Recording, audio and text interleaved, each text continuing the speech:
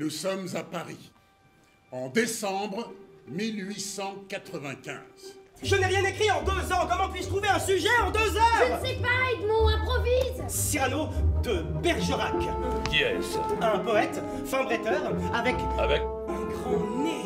Un grand nez. Il m'a commandé une pièce en 3 actes. Mais c'est merveilleux. Merveilleux peut-être, sauf que je n'en ai pas écrit une ligne. Edmond, personne ne te connaît. Tu n'as fait que des fours et Coquelin te commande une pièce. Champagne! On ne peut pas monter Cyrano en 3 semaines. Molière a monté Tartuffe en 8 jours. D'ailleurs, vos Mozart vous descendent, ils vont vite. Les miens montent, madame, il leur faut plus de temps. Non, non, non et non. Si Maria Legault ne joue pas Roxane, nous retirons nos parts. Coquelin perd son théâtre, vous perdez votre pièce. Je vous préviens, cher Myrmidon, qu'à la fin de l'envoi, je louche. Quand un verre lui plaît, en revanche, mon cher, il le paye très cher. En revanche, mon cher, il le paye très cher. C'est ce qu'il a dit. Oui, mais c'est mal. Vite, aide-moi. Cet acteur-là, ça n'est pas possible. Pas possible. Oui, je sais, il joue faux. C'est le pire acteur du monde. Eh bien, mes amis, ça sent le succès. Pardon, Coquelin, pardon. De quoi? Pardon de vous avoir entraîné dans cette galère. Tout va bien se passer. Vraiment? Mais oui, au pire, on se retrouvera en prison. En prison? Tout va bien se passer, répète, Edmond! Edmond, Edmond, Edmond, Edmond! Edmond, Edmond, Edmond. Edmond! Edmond! Edmond.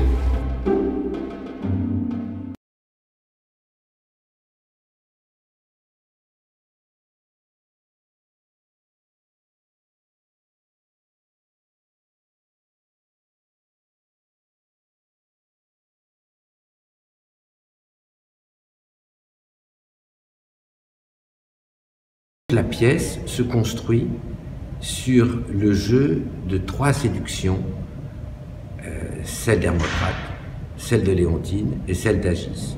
Ce sont donc 3 histoires d'amour dont 2 sont fausses, puisque Léonide, la princesse Léonide, n'éprouve pas d'amour pour Hermocrate ou pour Léontine, mais elle soumet ce projet-là à celui d'épouser Agis, qu'en revanche, elle aime. Et là, il y a un amour vrai.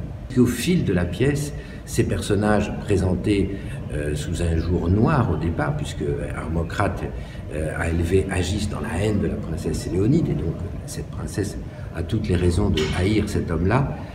Le jeu de l'amour, y compris dans le mensonge, fait que la princesse Léonide, amenée à un jeu de plus en plus cruel vis-à-vis de ces 2 personnages, Hermocrate et Léontine, va à la fois y gagner et y perdre. La pièce a ce grand mérite de conférer une humanité égale et une profondeur égale à tous ces personnages. On est à la fois tout à fait dans un Marivaux de type classique, si je peux dire, et dans un Marivaux particulier parce que rares sont les pièces où Marivaux va aussi loin dans le jeu du libertinage, des amours démultipliés, du mensonge amoureux et de la cruauté. C'est une pièce à la fois très belle par ce lieu, le jardin philosophique d'Hermocrate, et très cruelle par l'action tortueuse qui s'y déroule.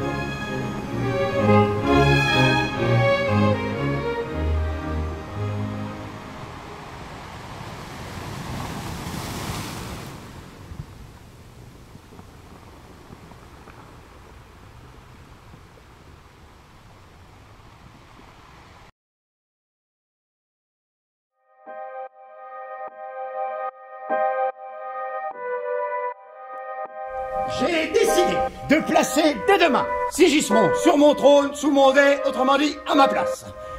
S'il surmonte ses penchants, il règlera. Que tous voient triompher de son père, le prince Sigismond. S'il se montre un monarque cruel et tyrannique, je le renverrai à ses chaises. Sache, monseigneur, que tu es prince héritier de Pologne. Moi, dans un palais somptueux, ne serais-je plus Sigismond? Ciel, dites-moi la vérité. Je suis peut-être en train de rêver. Que fait quand le trouble est si grand qu'il paraît impossible de trouver quelques raisons de réconfort, quelques secours à la raison? Je vais bien voir, en te donnant la mort, si je suis dans le rêve ou la réalité. Voici venir de nouvelles peines et de nouveaux tourments. Va récupérer ton empire. Vive Sigismond! Vive Sigismond!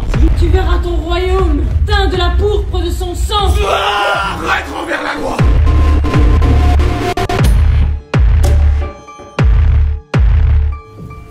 Pauvre prince né sous une mauvaise étoile. Le plus grand bonheur est peu de choses, car toute cette vie est un songe.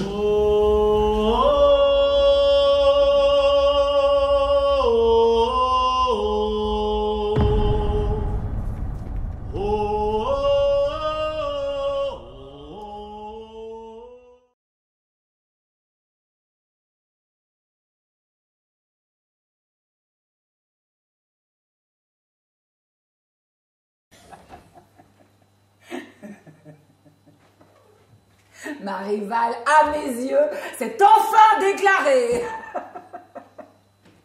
Voilà sur quelle foi je m'étais assurée.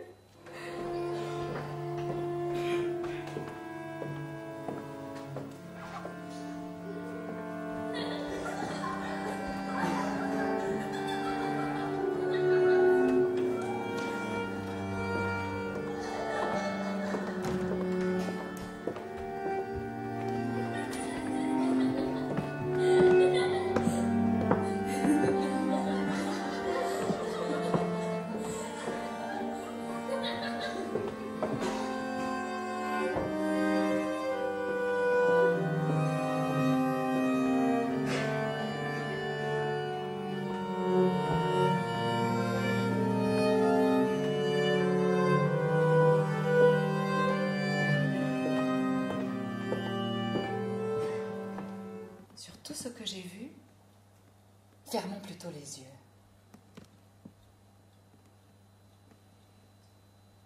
Laissons de leur amour la recherche importune. Poussons à bout l'ingrat et tentons la fortune.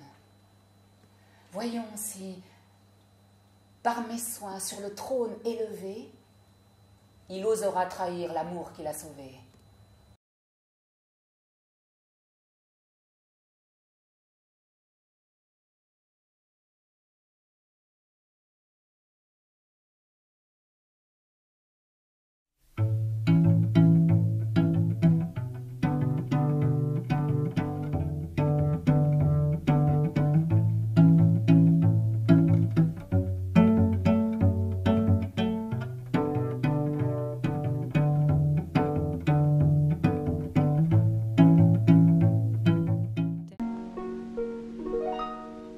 Je croyais jamais